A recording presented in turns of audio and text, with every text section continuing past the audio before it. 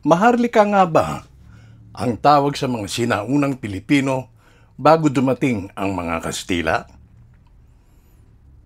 Ang ideya na tinatawag na Maharlika ang kabuuhang sinaunang lipunan ng mga Pilipino bago dumating ang mga Kastila ay isang popular na maling akala. Sa totoo lang, ang Maharlika ay isang partikular na uri ng aristokrasya o mandirigmang uri sa lipunan ng mga Tagalog. Ito'y hindi isang pangkalahatang tawag sa lahat ng mga sinaunang Pilipino.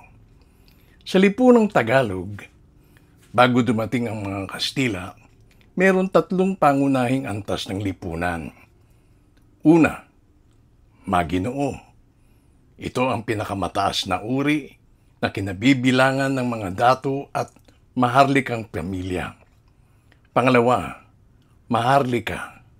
Isang uring malaya na pangunahing binubuo ng mga mandirigma na may tungkuling maglingkod sa dato.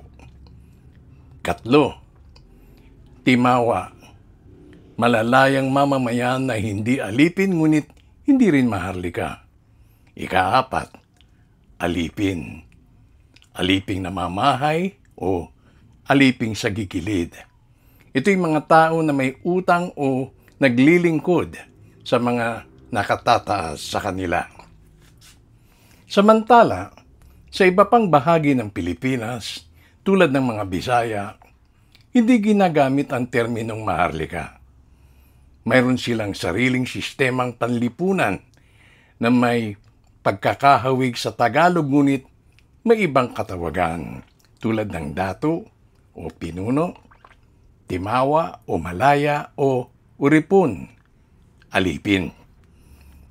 Ang ideya ng maharlika, ang tawag sa buong sinaunang lipunan ng mga Pilipino, ay mas lumaganap noong panahon ni dating Pangulong Ferdinand Marcos na ginamit ang konseptong ito upang isulong ang kanyang sariling imahe bilang isang mandirigma noong World War II at bilang bahagi na rin ng kanyang pampulitikang propaganda.